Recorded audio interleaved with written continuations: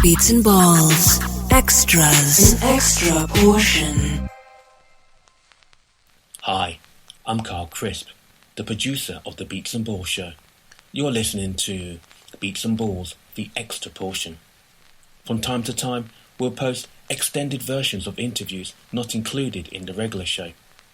You're listening to an extra portion of the interview with pro baller, pundit, journalist, author and activist, Eni Aluko. In this interview, we'll cover punditry in a male environment. See, as a female pundit, like in the men's game, it's that challenge of knowing that regardless of how good you are, people are going to be like, yeah, she don't know what she's talking about because she's a woman. Like, that's still there, unfortunately. The USA women's football team. America, they are bad bitches. Being a role model for equality. A lot of the time people are like, oh, you're a token gesture and you tick all the boxes sort of thing. But I've sort of flipped it in a way because I can't help being a black woman. So I'm just like, well, I'm just going to be the best tick box I can be. And her new book, They Don't Teach This. Enjoy.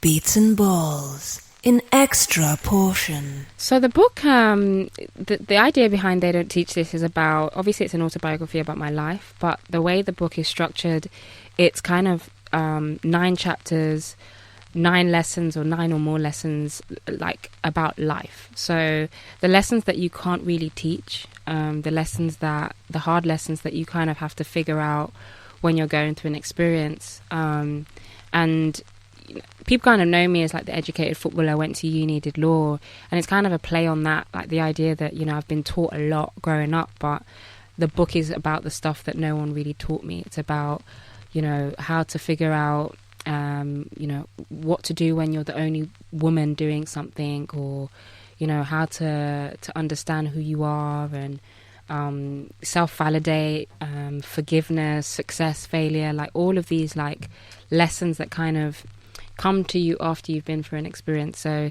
that's what I think people can hopefully take from it, like the lessons that they can apply to their life as well through my experience. A lot of people have told me like I've done this the wrong way around, like I should have retired first and wrote the book, but I think if you look at my life, I don't really do things kind of conventionally anyway. So I think, to be honest, I mean, I'm only 32, so you know, the age at which I've written an autobiography is probably a bit young, but I've been through a lot in those 32 years, and I think a lot that I can share. And I actually think age is it's regardless, because it's about what you've been through and how you can share that and resonate with other people. So that's what really inspired me, really, just the opportunity to and the platform. You know, obviously I'm a footballer that people know, and being able to share those experiences so that people can relate and kind of look at themselves and self-reflect and get better from reading the book. And so far the book's been out like a month now, and I feel like that's massively been the experience. Like, so many people are like, oh my God, I just read that paragraph. Oh my, I know what you mean. Like, I've been through that too. And that fills me with so much joy, because in the process of writing the book, that's really what I wanted in terms of the objective.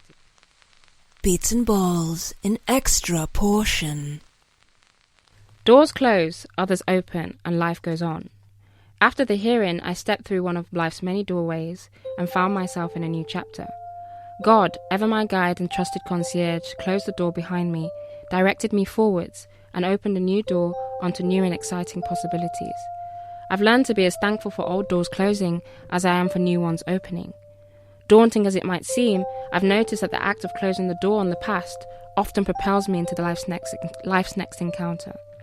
This was one of those moments of closing doors and forward momentum. Before I knew it, I found myself in another summer, at another tournament, trailblazing another broadcasting first for women's footballers. In June 2018, ITV invited me to Russia as a pundit for the Men's World Cup. Together with my former England teammate Alex Scott, who was working with the BBC, I became one of the first female pundits to join coverage of a Men's World Cup with a British broadcaster. Personally, it was another huge stride forward from the 2 Euros I'd already done, and a breakthrough to rival my groundbreaking appearance on Match of the Day 4 years before. It was a huge honour and an even bigger responsibility. I knew from my previous previous experience at the Euros in France in 2016 that as a female pundit at the top level of the men's game, I would be allowed no margin of error. I had a following now, and my opinions had won the respect of both fans and others in the media. Still, I knew there would be detractors, those who would question my right to talk about the men's game on television. Inevitably, the questions would come. Was I there on merit? Or was I there as another token diversity gesture by a broadcaster? Was I there because I was a good pundit? Or because as a black female player, I was a convenient box-ticking exercise? These same questions had lurked in the background since I first went on air, but this was the Men's World Cup, and they were about to get much louder. In some ways, of course, it was true. I did tick all the boxes, but that only made me more determined to do a good job. I told myself I was going to be the best tick box ever to grace a screen. I understood the kickback as an unavoidable part of being a trailblazer. Anyone engaged in breaking molds is likely to encounter resistance from those who want to maintain the status quo. And as always, I found the best answer was to perform in the hope of quickly establishing a new norm. So that's what I did. I focused on performing and looked forward to the day when it would be entirely normal to see female football pundits at a Men's World Cup. Once again, I knew preparation would be everything, and I threw myself into the work. I enjoyed preparing for games behind the scenes just as much as being live on air. A month before the first World Cup game kicked off, I asked my agent Joe to get a schedule of the games I would be working on. Then I did my homework, practicing my analysis in the mirror and pinning down my opinions on the teams, their tactics, players and managers, as if my life depended on it. I think for me, the key challenge is, it's twofold. So obviously as a female pundit, in the men's game, it's that challenge of knowing that regardless of how good you are, people are going to be like, yeah, she don't know what she's talking about because she's a woman. That's still there, unfortunately. Fortunately, it's moved on from that in the sense that people see it as sort of a genderless thing now, where it's like, is she a good pundit or not? And to be honest, I quite like some of the criticism, because even guys like Gary Neville and Roy Keane and Jamie Carragher, they get criticism. So who am I to not get it? But that does get difficult because I really work hard at it, and a lot of the time people are like, oh, you're a token gesture and you tick all the boxes sort of thing. But I sort of flipped it in a way because I can't help being a black woman. So I'm just like, well, I'm just going to be the best tick box I can be.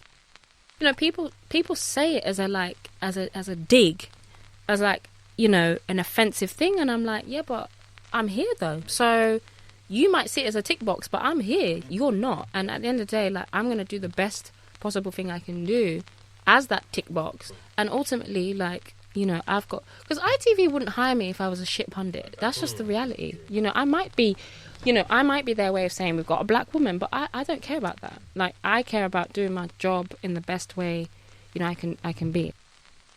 Yeah, I think for the longest time, a lot of pundits got jobs off the back of their reputations as just legends of the game.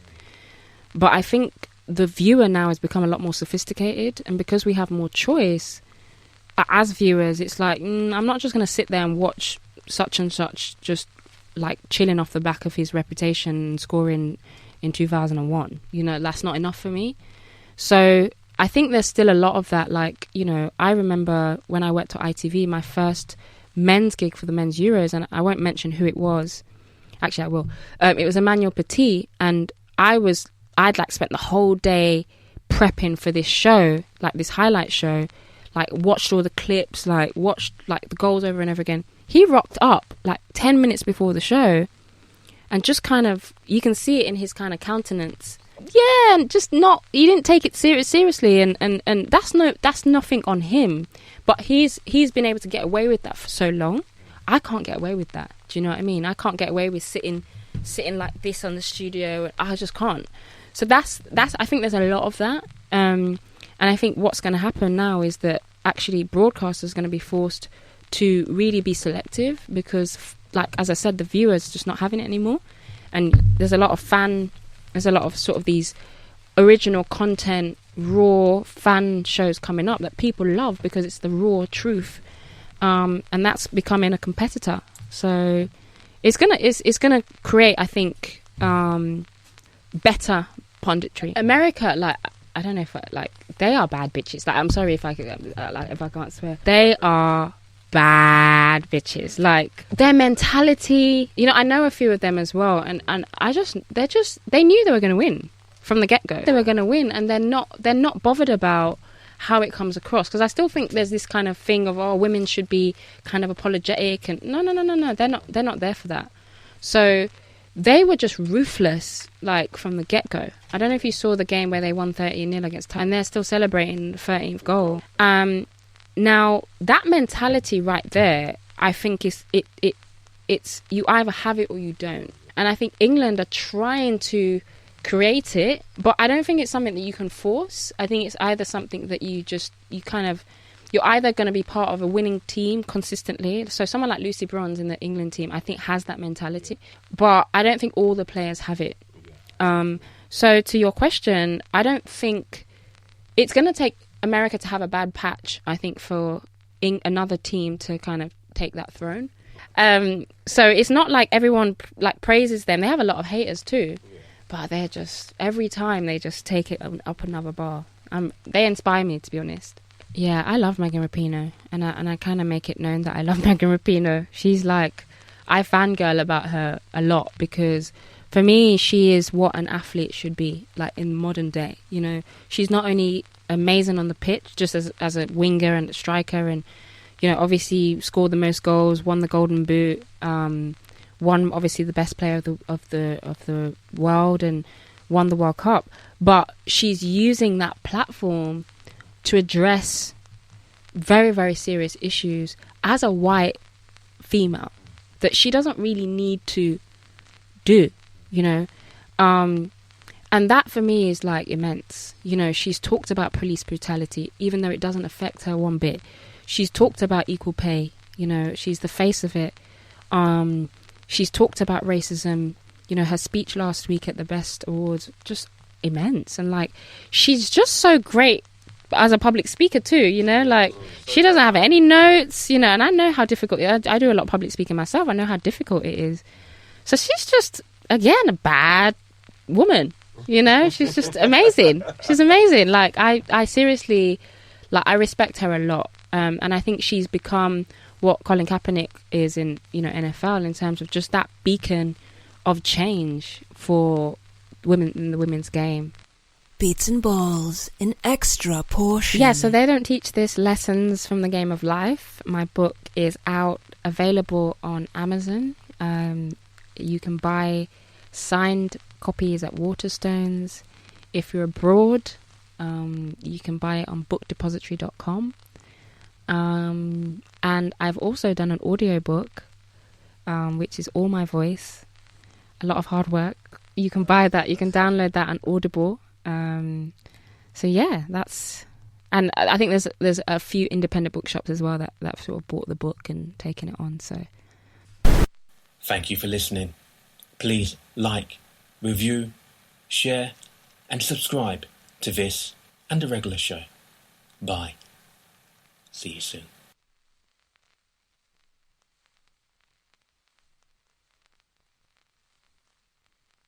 Beats and Balls.